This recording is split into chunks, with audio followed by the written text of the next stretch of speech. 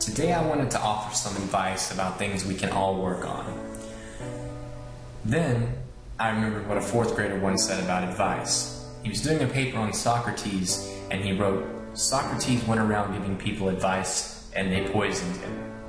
So I'll stay away from the advice and discuss some of the driving forces behind our success as a company and your success as a salesperson. We know it takes hard work to be successful, and we've worked hard to be successful in one very key area.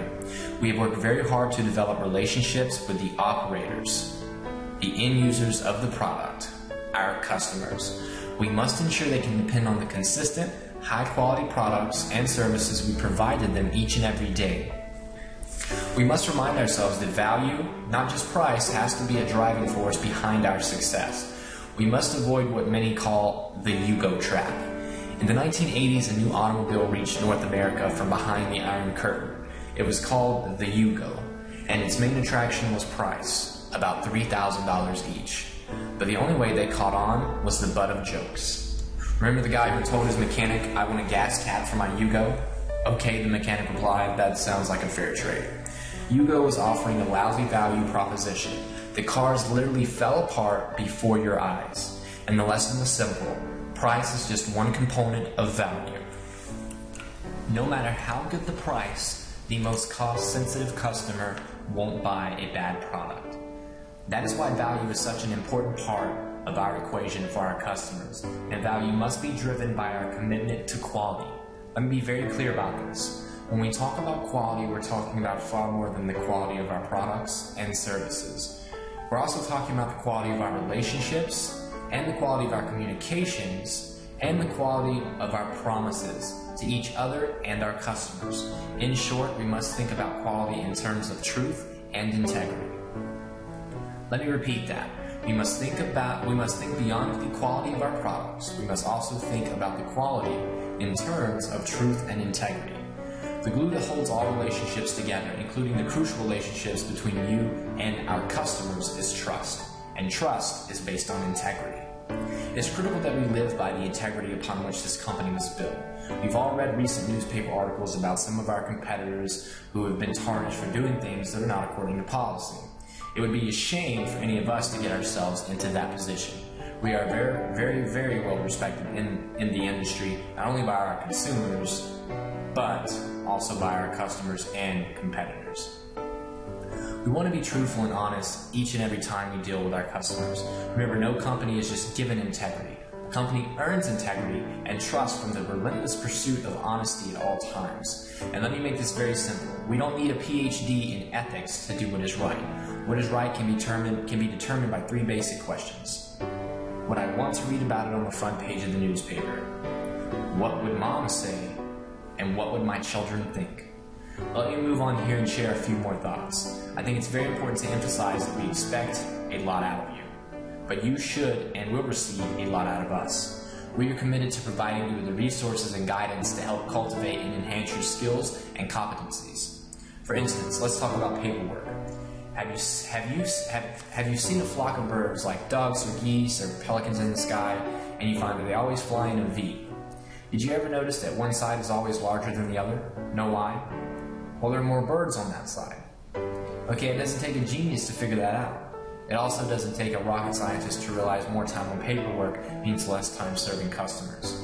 That's why we continue to develop better resources and tools to eliminate the unnecessary paperwork you have to deal with.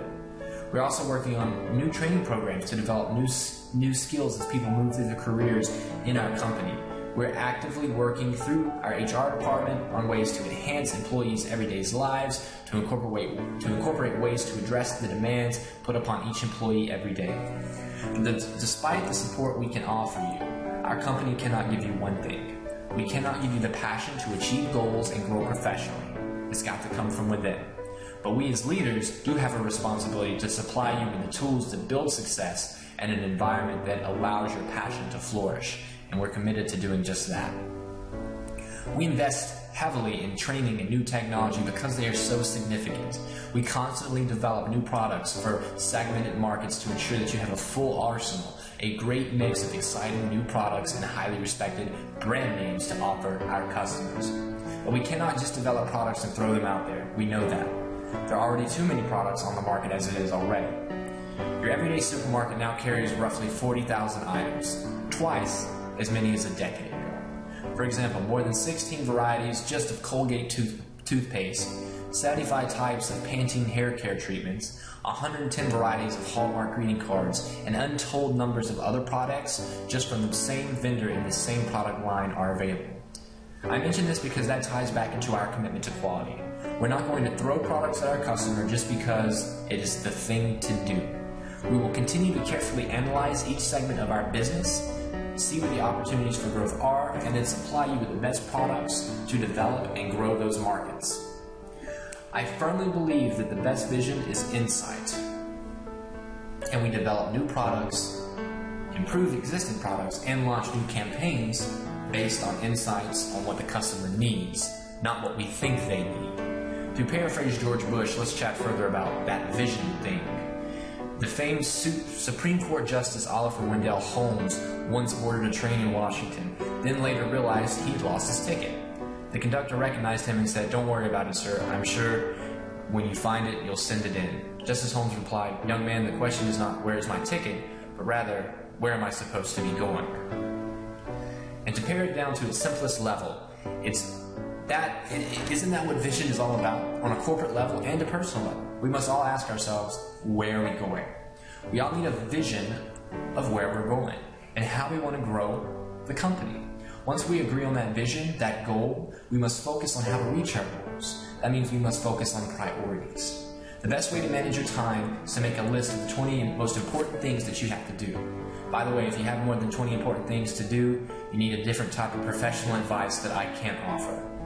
Take the 20 most important things that you have to do and rank them in order, from 1, the highest priority, to 20, the lowest priority.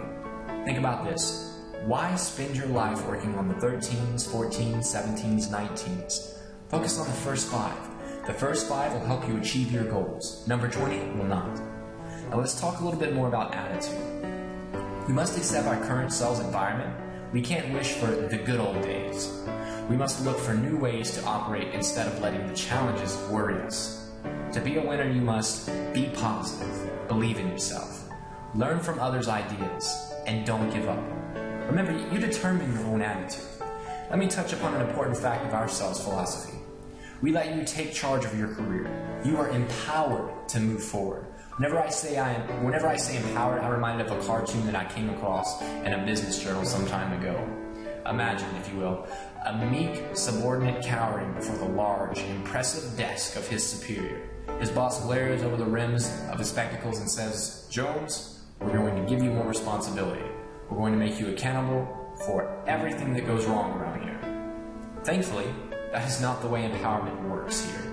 It may be both comforting and unnerving to note that the company does not determine your future. It's the decisions and choices you make that will inevitably determine your destiny.